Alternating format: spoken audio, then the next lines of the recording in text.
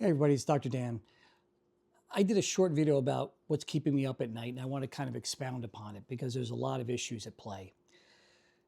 Mainly, my concern isn't about isn't simply about false things that are said because people can get in front of a microphone and say whatever they want.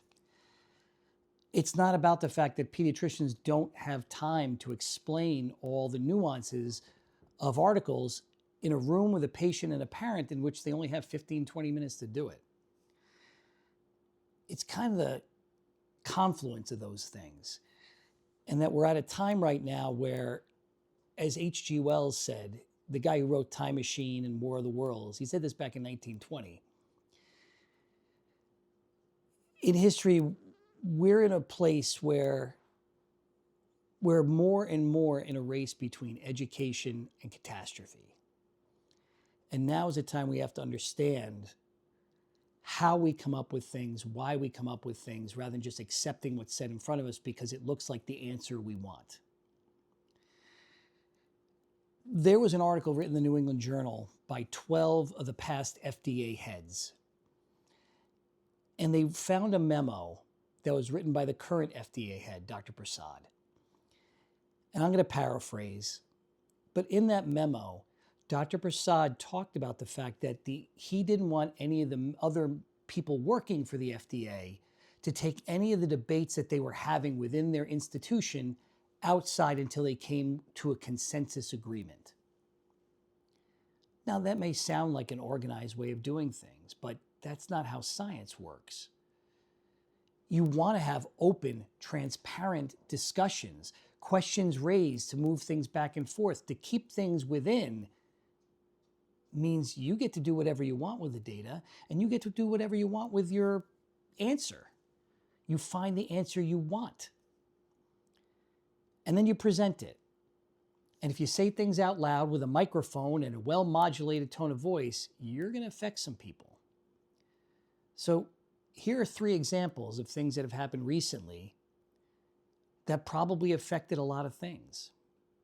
1, FDR got in front of that CBS reporter months ago, I think it was like November, and said that the flu shot didn't protect children from serious outcomes. And he quoted the Cochrane Collaborative for that. Then there was the infamous Tylenol in pregnancy press conference where they talked about this article that came out from NYU and wherever else, talking about the fact that there was a correlation between Tylenol and autism when you took Tylenol during pregnancy. And then finally, there's been discussion of vaccines and aluminum causing neurologic issues in children, including seizures. Now, those public figures can say that and walk away. But I'm proud to say I'm a pediatrician. And pediatricians work in a community of scientists. And we don't just say things, we like to show our work. Maybe it was because we went, in math class and we knew that we had to do that to get the points that we needed to. But the truth is, showing your work shows people where you might have made mistakes, shows people where you did something or looked at it a little differently. So for instance, the flu shot not protecting children. If you look at the Cochrane Collaborative that was quoted by RFK, in the Cochrane Collaborative, there is an announcement that says this is 7 years old, the data is fixed, meaning it's not being changed anymore and not being looked at, and there are serious flaws in that data, not to mention that most of the data was about adults working in nursing home settings not being able to protect the people in the nursing home from getting sick. What did pediatricians and other doctors do? Well, let me show you. Journal of Pediatrics. The New England Journal of Medicine. These are 2 big peer-reviewed journals. In the New England Journal, they looked at the efficacy of the flu vaccine, and they found that it decreased hospitalization in children by 67%. That, to me, is a pretty significant outcome. The pediatrics article I showed you looked at the difference between children who had medical conditions and didn't. And on average, it decreased emergency room visits and hospitalizations by 50%. That's nothing to shake a stick at. The Tylenol and autism, well, we knew there was a study that came out right after that, and people started retracting a little bit. But medicine doesn't sit on its laurels. The Lancet did it again. And in the Lancet, there's another publication that shows there is no connection. And in fact, there was another article that talked about Tylenol in infancy not having an effect on autism. What about vaccines and aluminum and neurodevelopmental problems in epilepsy? Not in this study. Now, these are just studies, and I'm just flashing them up there. I'm going to put them in the comments so you can look at them.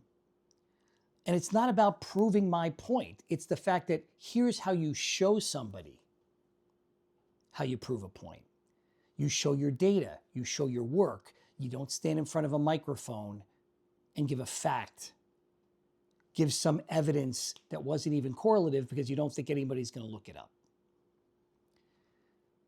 Because does that have consequence? Yeah. As a pediatrician, what am I supposed to do when I have a parent walking into my office with a new mindset and a set of ideas that were based on some TV show, 4 TikTok videos, and something from Instagram? I only have that parent there for 15, 20 minutes. So I got to show his work, show my work, and try to convince them that I'm trying to help their child, protect them. All the while being a member of a community, all working to protect that child. And if I don't,